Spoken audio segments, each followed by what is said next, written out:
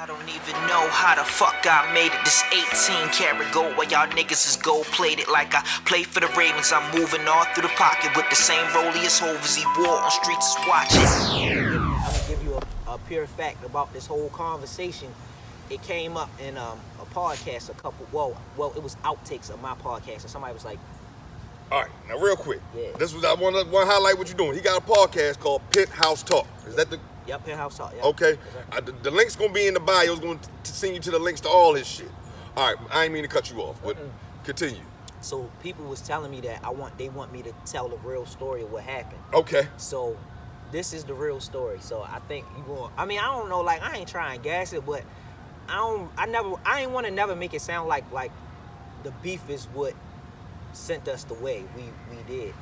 It's just ironic that the beef changed things. I mean, as a 40-year-old motherfucker right now, thinking back, nigga, I was my maturity level was only that of you know what I mean, whatever the fuck, a teenager. Yeah. You know what I mean? In the way, like you saying, back then you got mad testosterone and shit. And yo, I'm gonna tell you, yo, females play a part into this too. So talk that shit. We know, I know, and you know, I love the fact that if we thinking it's guys, but we also know females, and the game of telephone started to happen too, and it's cool. Like everything cool, and shit got solved for real. Like I had to take some responsibility in it too, because I couldn't think. I think sometimes you be thinking, because you rap or you make music, that it can't escalate into something else. Because you thinking, yo, it's gonna be on wax, it's gonna be competition. Nah, yo. Everybody don't move like that. Everybody don't move like that. Some motherfuckers get emotional. You know what motherfuckers saying? And sometimes it's never the person you coming at. It be the homeboys, or the homegirls, or the cousins, uncles, brothers, aunts. You know what I'm saying? Like right. It could be somebody else, or like people just further down the line. The shooter is never the artist. I mean, nowadays it be sometimes, but back then the shooter was not the artist. Yeah. You know, the homeboy or the right hand man was going to do that work. Yeah. You know what I'm saying? Yeah. So I think that's what it really was for us. So yeah, we persevered and went through that. Okay, shit. so you brought it up on your Penthouse Talk podcast. Who was your guest that you was discussing this with?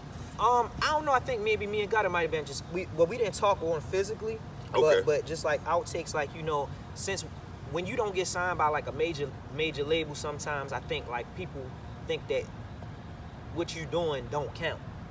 It doesn't count as in collecting numbers on the board.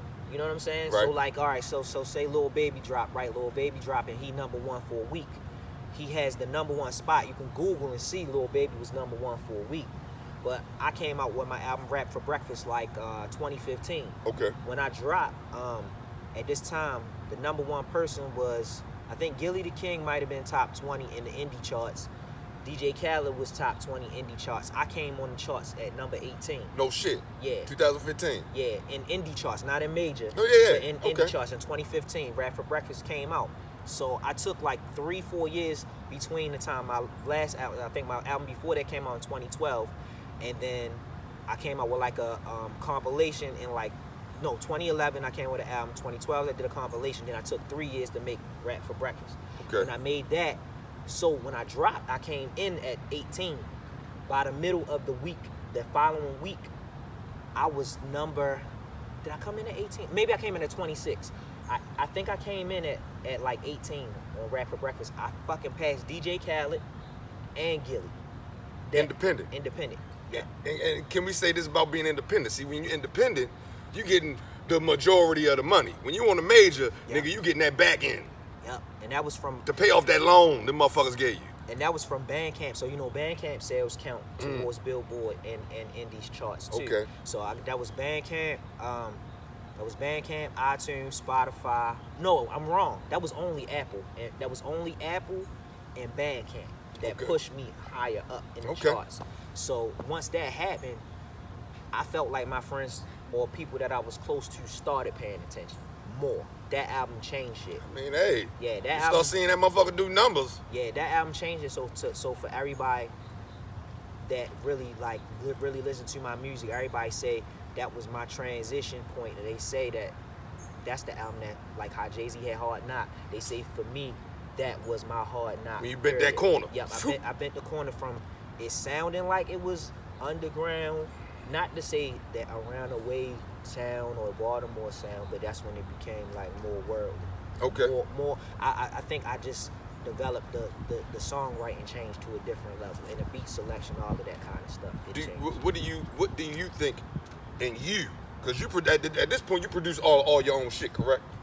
Yes. Well, for the most part. It was actually my man Quintel that we went to school with. So, okay. So he said that because all my albums before, I was producing them or Derek was producing them by himself, or we was producing together. So at this point, he said, yo, you should take some time to write raps, because it's not that you're not a great producer, and it's not that you're not a good rapper or a great rapper in what you do. You should just focus on raps. Because he said, I think that the bars that you be saying might be going over people's head, and they listening to you on your own shit, so you gonna be comfortable in what you pick. So my beats per minute, I might stay in. That was great fucking advice, though. Yeah. The way you just broke that down. Yeah. Yeah, that make hella sense. Okay. But you gotta imagine, we kicking it though. So he casually tell me this. Okay. But you know, when some people are creatives and some people are, you know, they can like me, like I could see a visionary. I could see certain shit, but maybe not for myself, but for somebody else. Mm-hmm. So he saw a vision for me that I couldn't fucking see for myself. So I didn't necessarily take to it kindly. Like I didn't make him feel that way. But damn, that shit made me hurt. Like damn, my homeboy, like damn, I shouldn't rap on my own beats for a little while. So I'm like, but if I don't rap on my own beats, now I'm not gonna be sharp with making beats neither. Mm. So what happened was, I got so hungry as to the lyrics. That's when I started finding other producers, and I started saying, well, damn, Ross rap on this kind of shit, Meek rap on this kind of shit, Drake like this kind of shit. Right. What can I do? Future like this. So at that point, it was the transition of the Migos coming, Future coming, Meek came, Drake came, and it's so many different pockets and cadences that niggas is doing. Yeah. I had to realize that shit was boring when we was in the streets. We was running the streets from basically 99 till probably 2016, 2017. Right. Every weekend. Or and during the week before my kids came. So my kids was born at 14, so I'm slowing down at this point. Yeah, that happened. So when that happened, I started finding these different pockets to rap in, finding the kind of beats I like. And then he said, yo, when we put this next shit out, this shit gonna change. Like, we gonna change the scope of what people think about you just rapping and being that. But you really wanna be. This what you gonna be. At this point, we gonna figure that shit out. And that's what happened. At that point, I started taking it more in my own hands. And then once he wanted to get his business started, he sat with me. I sat with him to help him get his shit going. And then when he wanted to take off, it's kind of like he went in his lane, I own my lane, and then that's what formed me and Gutter to kind of like build our shit. Okay. And that's what transitioned me and Gutter to producing our own albums now. Mm. So nobody really produces me and Gutter albums. It's really me and him. Yeah, because he told me I think you did his whole last joint. I think the 10 times over. 10 times? I did Cooking with Gasoline. 5. Oh, my bad. It was Cooking with Gasoline. I think I did 4 out of 7, but I made about 15 to 20 beats altogether though. Okay. Yeah. One song on there, brother. Why is the title escaping me? OJ. OJ and Rose. Yeah, Rose and OJ and Rose. I think that's what it's called. Something like that. Yep. You took the Jay-Z Rock Boys in the Building Tonight beat. The original sample that it come from. Yep. Oh, you took the original sample. Yeah, the original sample. So when I was going through the sample, I had the song, the original song. It was on a Spotify playlist. What song is that? What group is that? It's some old shit. It's like a 60s or a 70s. It might be I think it's a 70s song. It might be like a 70s or early 80s song.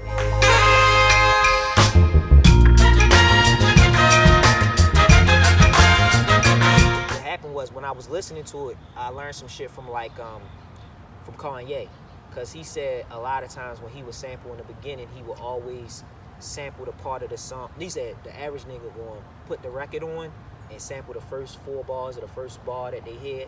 That's tight. He said what he would do is he would rap over the parts of the sample that nobody else wanted. So when that record came on, I could have took the part, the original loop, with the horns and shit. I chose not to take that part because I didn't even understand it was that song. So when I got into the middle part of the beat, I was like, oh, we gonna get this like break. And so I started with the break. So I never even used the part that Jay-Z and them rapped on until the actual, I think maybe I put it in the hook part. Bro, I could, when I'm hearing, I'm like, yo, this shit sound familiar, Yeah, but it don't. Rock boys, Hove had to borrow this shit. He made it a hot song, well fuck it, I keep it going. Ain't nobody blocking my shit, I'm free. All I drink is OJ, mix it with the rose. If I'm taking shots, it's Patron, not the Jose. Party like my birthday, really it's my birthday. If you want to smoke, get it in the worst way. All I drink is OJ, mix it with the Ace. Get up on my face for I catch another case. Then I changed the drums, so I made the drums do a little, like a more crack than their strip hit, cause that was more like a high, like a Dr. Dre 1-2 punch, and then it build up at the end, and that was Kanye at and probably his peak. Okay. So you know, I was like, yo, if I gotta kill it. If I do it, I can't make it no other way. I think when I was talking to Gut about it, I was like, yo, Pero, a Rubik's Cube, that motherfucker. Like I watched that. I'm like, yo, yo, he took it and like you would have to be like, yeah, yo, that's that shit. Oh my God, I yo, definitely every piece that I chose to use, I used either 2 pieces or 3 pieces inside that song. And at this time, this when Timbaland started those what you call it, what they call them joints, the things that show you how to make beats. It's something class. What do they call that shit? It's like master class. He started these master class things. Okay. And so what people was doing was, it was like, yo, you need to take the Timbaland master class because you got this shit. But if you take this master class, it's gonna put you into another level of making producing, right? Right. So I actually saw like maybe 1 episode of the master class. So I watched it. And he was like, yo, I'm gonna send you some bread to do that joint. And I was like, nah, don't even worry about it. So Timbaland used this joint. It's called the Ableton Push to make beats. So I was using. Is it a software or is it a physical? Yeah, it uses Ableton Live software. Okay. Which is like Pro Tools, same shit. Okay. And then the Ableton, the actual controller that you use to place the samples or play the sounds in, it looked just like an MPC. Okay. But it's flat. If you ever be on Timbaland page or you ever seen him making beats. I've seen. I have an idea. I think I've seen this somewhere on the internet. Yep. Okay. If you ever seen it, that's what I used. Okay. So the first beats that Gutter got, that whole pack. So Gutter got a pack of beats. It's about 15 beats. It's a folder that sits in my Google Drive. I made him. He told me, he said, yo, I got this idea for this album. I want to make an album in a week. I got 7 songs that I'm trying to put out, or 8 songs. I got all the titles. Do you think you can make me some beats? So I said, well, I don't really know if I can make you some beats because I hadn't been making beats. I only made 1 beat in like the last 2 years. Okay. So I made this joint called Black Girls Cry, but when I made it, it was hard. I made it on a machine. Okay, so you made it physically. Yeah, physically. Yeah, okay. Physically made it. That was a question I was going to ask you. Like, do you still use actual physical fucking production? Yeah, you know what I mean? Yep. Okay. The machine is the same as Audio Push. So these things is now where the MPC used to be just audio and not software, because you know MPC is both now. Yeah. So standalone and software. So now I make beats with software and I could make it as a standalone either way. But I made I was using the machine, but I felt like all my beats were starting to sound the same with the machine, so I moved over to the push. So I guess it was like a new thing in learning. So the thing was, I actually made the beat for Gutter cousin that passed, the Raheem Devon record, the original record that wasn't for Raheem Devon to be on. I made the original version. It was my first beat. When I got the push. Then I made the pack. No, I'm wrong. I made the first version of the song for that Raheem Devon song turned into, but we never used it because his cousin was always telling us he wasn't doing it. He's bluffing. And then finally, when we finally came, we waited too long. We took too long. Yeah. So unfortunately, that happened. So I made this joint called Just Youngins. So when I made this joint Just Youngins, I had saw Griselda perform. And I said, I'm going to make this beat like some Wu-Tang and some Griselda shit. So when I make the Griselda beat, I send it to Gutter and I send it to my man Ray Vick. He live in Atlanta, but he from here. Okay. I send it to them.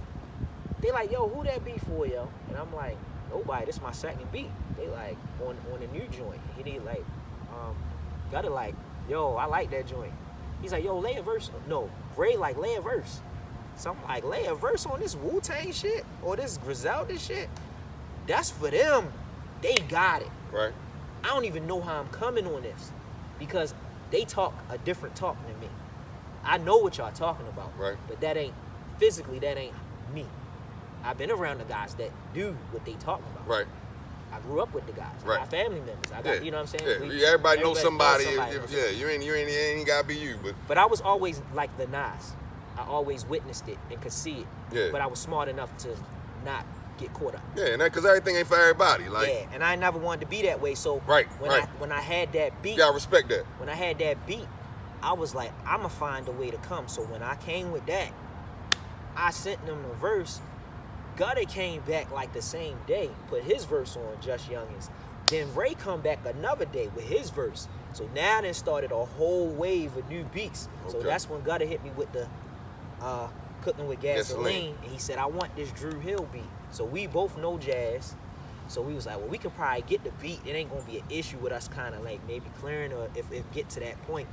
And then I know a few people that's cool with Cisco, and I've been around Joe a lot of times for different things and shit. So we was like, we gotta do this joint. This joint would be hard, dude. Some Drew Hill shit. Yeah, hell so yeah. the intro is Drew Hill. I think it's okay. Beauty is her name. Okay, yes, yes, sir. On the intro. Okay. So the way we always like how Drake had the two songs that split. Right. So initially, the intro and Toxic Traits was supposed to be one song.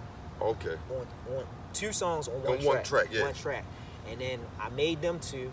So then I was stumped. I'm like, yo, he gotta come with something. I came with OJ and Rose and Orange. Yeah. Whatever that song is. And then I had this other song, Wants and Needs.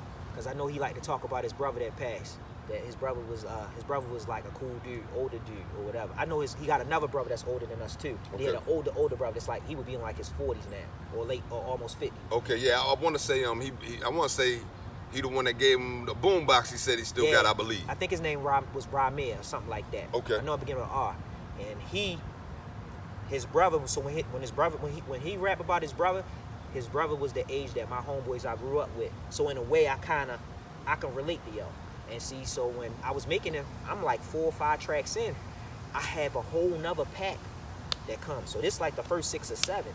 So now he got 2 tracks from an album that me, him, and our homeboy Ray was making. So now we got this other project called Mitch, Rico, and Ace. Okay. So Paid in Full. Yeah. So I had this vision. We're gonna do this album called Paid in Full.